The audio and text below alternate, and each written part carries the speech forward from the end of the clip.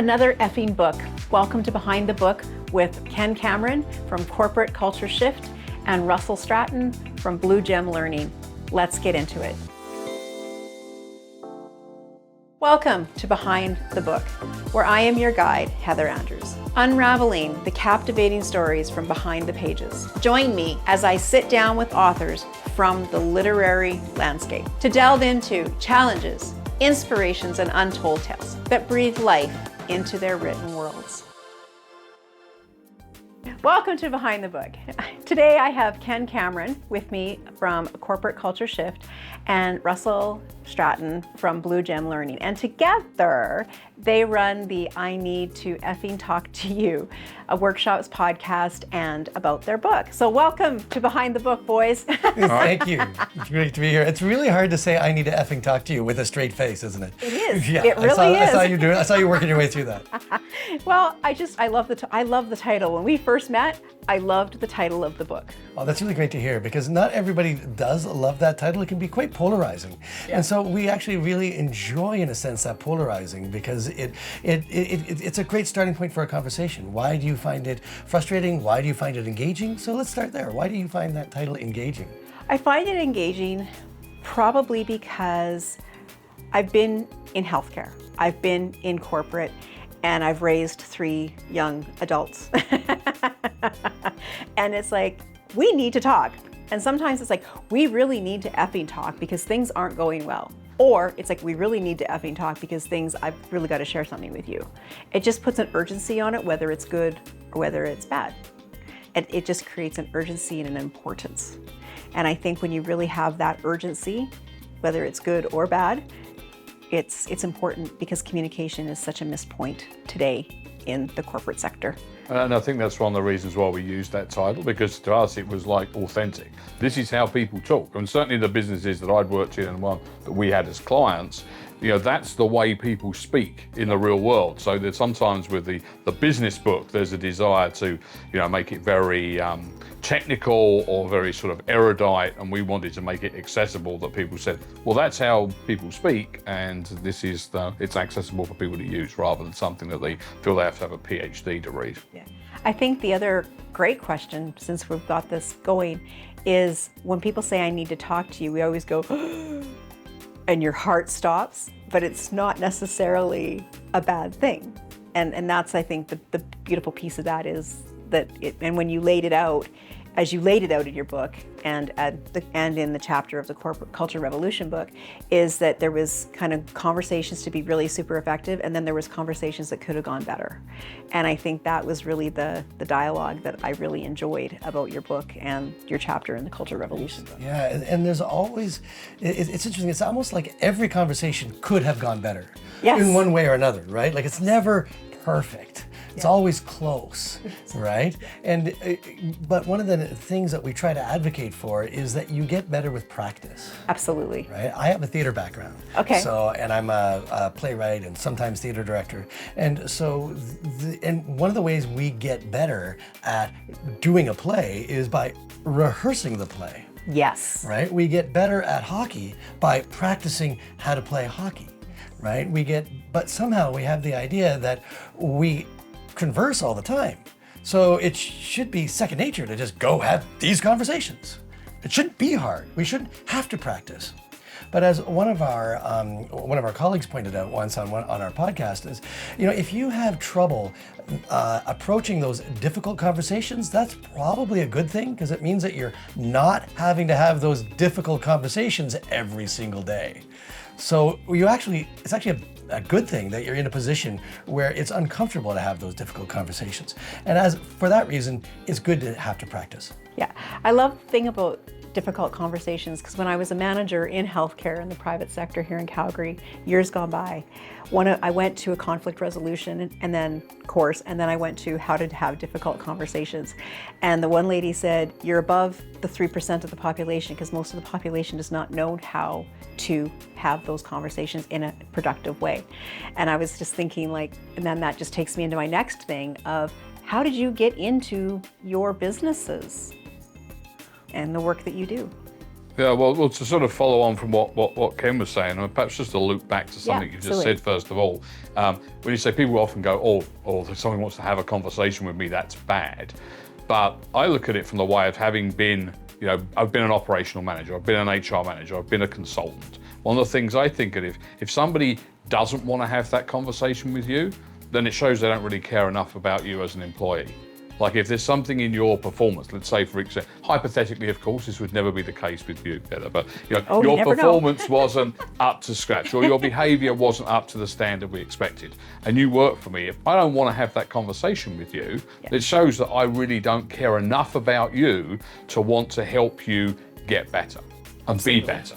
Absolutely. So by avoiding it, we're not doing anybody any favors by not having that conversation. So I think when you reframe it like that, if your manager really wants to sit down and have that conversation with you, it shows they actually want to help you be better at what you do. Absolutely. To back into where did this sort of start? Well, as Ken was saying, his background was in the theatre world. My background, operational management. I worked with a lot of people I worked in law enforcement. I worked with a lot of people who worked in emergency services or were ex-military. One of the things that that most of their training, or a large amount of their training, is simulation based. You don't do a PowerPoint presentation on what to do if you have to go to a domestic dispute, or what you do if you have to go to an accident. Yeah. You have some of that, and then you go and actually practice doing it. And that's where we brought that concept, when I first met with Ken, into the business world of, well, why don't we have people practice this in a simulated environment, how to have difficult conversations, because then you can get over the fear of it, over the lack of confidence, and try it out, rather than say, hey, guess what, Heather, here's a great idea of how you should have this conversation, now go away and try it for yourself for real, good luck with that. Well, we say, well, here's the way to do it. Why don't we practice it, and why don't we bring one of our actors in to be the other person, the foil for you, so you can practice and you can try in real time, and you can stop and start and have help. Yeah. Then you get to start to come away from it going, oh, I've learned how to do it by doing. I've watched other people do it and got tips from them. And that's really that idea of bringing in with sort of Ken's background to really make that come alive for people. And I had the great benefit that when Russell approached me at one of these early morning breakfast club meetings, it was like 7 a.m. We were both sitting there bleary-eyed over our coffee, and a mutual friend introduced us and said, hey, you should meet Ken. He does weird things with theater. So when Russell first approached me and said, have you ever done this form of theater, which is called forum theater? It turns out I had a very significant experience with this. About 5 years previously, I'd been running Canada's National Theatre Conference. Okay. And at one of these conference events, we had a contract negotiation exercise done with a form of forum theater intervention. So there were a bunch of people on stage. There was a representative from a theater that I'm going to leave nameless, and there was an actor who wanted to renegotiate that contract, and there was a dispute, and it was a particularly prickly one because it was also around an individual of color, and were they receiving the same pay, or was it because of experience? So it was a particularly knotty piece. And it was really amazing to watch this simulated contract negotiation, which was based on a real life incident, unfold using this form of stop-start theater technique. Very fascinating for me to be able to watch that. And then a few years later, when Russell said, have you ever had experience with this? I could immediately draw the connections that he had seen at the same time. And so we started on this journey of building that workshop together. That's excellent. I love the backstory on that. And what made you write your own book? Well, it was COVID. Yeah. Oh, okay. Yeah, good point. Actually, the real truth of the matter is that we started it the year before COVID. Okay. And we started writing the book because I think it was your idea, Russell, I believe. That it was your idea, but it came from you. Yeah, if I remember rightly, it's just casting back into the mist of time a little bit, but I think the idea behind it was twofold. One was when people ask, well, what do you give people a business card? Well, you lose those. It's a bit more difficult to lose a book if you give somebody a book. And the second thing was that when we did workshops and people asked, well, have you got handouts and the takeaways? Well, you gave people those handouts and they got lost and disappeared in the bottom of their desk or down the back of their cupboard. Whereas if you gave people a book which basically had the majority of the material from the workshop in the book, then they could take that away and it's a little coffee table piece or on their desk. And also there's sort of worksheets in the book. So it was like a practical thing to do so that people could then have something that they felt they were, hey, I got this book, rather than they've given me some, dog-eared photocopied stuff that I'm going to lose. Right. So it was trying to cover off both those angles, both like sort of one to entice people to come and do the workshop, and those that had been there to say, well, there's your memento to remember that occasion. And I remember being quite resistant to the idea of putting our thought processes down into a book.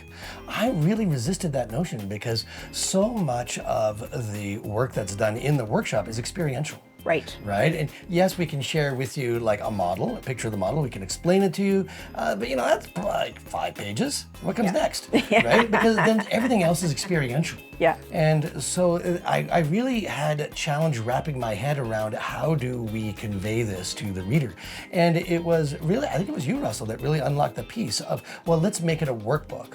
And then I think I brought to that piece, let's then the same thing we do in the workshops, where we have an actor with a participant having the conversation, but then we pause the conversation and ask the audience what should happen next. So we wrote the book in that same way, where we have a dialogue that unfolds, just like screenwriting dialogue, where it's like the name of the character and then what they say and the name of the character. So it reads just like a dialogue script. It was powerful. And then it pauses. And then we ask the reader, well, what do you think how's it going? On a scale of 1 to 10, how do you think this conversation is going? What could they do better? Write on this worksheet with the 3 things you think you would do better. And then we would go, now let's see how we see it unfolding. And then we would either go back into the dialogue, or in some chapters, we would rewind and replay that same piece of dialogue differently by applying the model that we just discussed. And I think that was the key to me, was to make the book as close as possible to the real workshop experience. Yeah, and that was the conversation. And Ken's doing himself the injustice here, because that was the key. It was Ken's experience of being a playwright and knowing how to, get the what experience do I want the audience to have, or the reader to have, that are able to transform that into the book, so that people could be as close to being in the workshop without being in the workshop, by seeing that dialogue that Ken had written.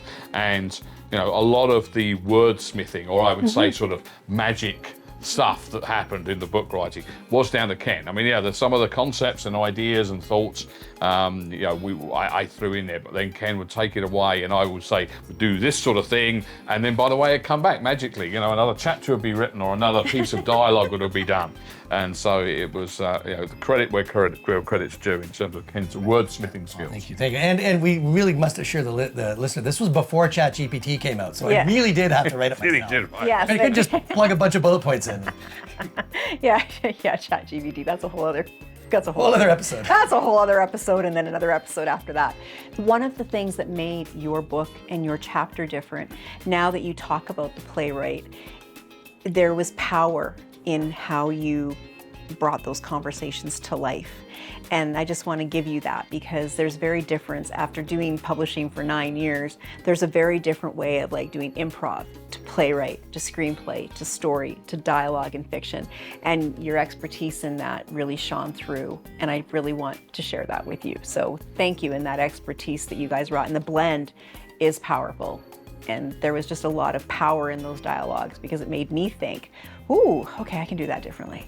Oh, thank you. That's really meaningful to hear that. Thank you. It's an unusual format for a business book, so it's really great to hear. Thank you. Yeah, absolutely. And I think the backstory of that book is really powerful.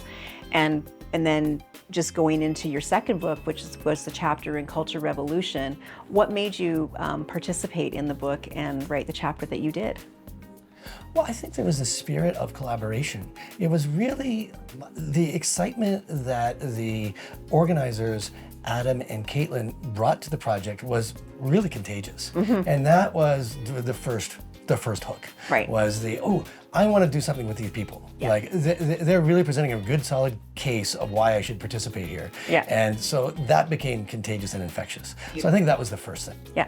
Excellent, I love it. And what did your chapter include in the Culture Revolution book, just for our listeners, just so that they can go and buy both books? But both books. If you're watching, make sure you get both. It's no discount if you get both, but just get both. No, so the focus very much was linking in with, from the cultural perspective, what type of culture do you want to bring to your company. And one of the things that both Ken and I have worked in. Ken works more in the culture space, I think, deliberately than I do. But one of the things we share with that was this idea that culture doesn't develop itself. No. Well, it does develop itself unless you're intentional about what you want. So you can't just say, well, I hope it's going to be the culture that we want in our business. We have to intentionally create it, otherwise it will create itself and it won't be what we necessarily want it to be. So one of the elements for that is, well, we need to have honest conversations with people. We need to be able to, address issues when they come up before they become a big problem. And if we find a way to do that and maybe do it easier, then we can start to help build a culture where people feel that they can be honest and truthful with each other and hold each other accountable. If they don't have those skills, then again, we go back to a point you made earlier where people go, oh shit, I don't want to have that conversation. And therefore it doesn't get said and people end up leaving, or they end up, bitching about somebody behind the scenes, but never actually speak to the person themselves. Absolutely. Well, thank you for that. And my friend Chris McGough wrote the foreword. And one of the things he said in the foreword is that his definition of culture is the line that divides behaviors we will tolerate from behaviors that we will not tolerate. And if we go with that definition of culture, then it becomes things like bullying in the workplace. Is this a culture in which you will tolerate bullying in the workplace? Or is this a culture in which you will not tolerate that? Is this a culture in which you will tolerate people not being accountable for things that they say they will do? Or is that something you will not tolerate, right? So, it works on both a macro and a micro scale, right? And if that definition holds, then when somebody is exhibiting a behavior in the workplace that is something that the culture will not tolerate, then you need to let them know. Yeah. And so you need to have a conversation with them about the behavior that you think is not appropriate for this culture. His foreword was powerful.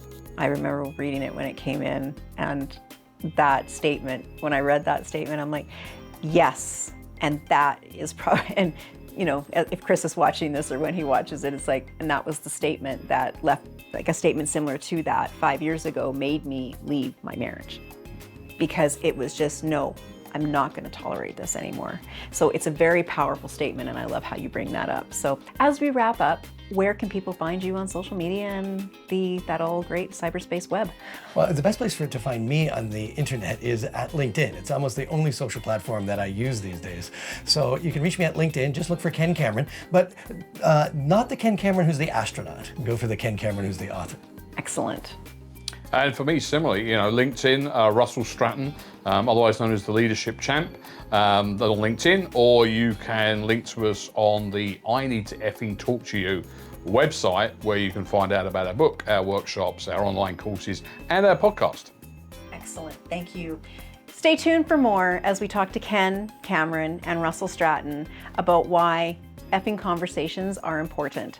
Also, make sure you check out their book on Amazon, as well as the #1 best-selling book, Culture Revolution, and both are very life-changing here on Behind the Book. So come back on the next episode where we're going to dive a little bit deeper into why effing conversations are important.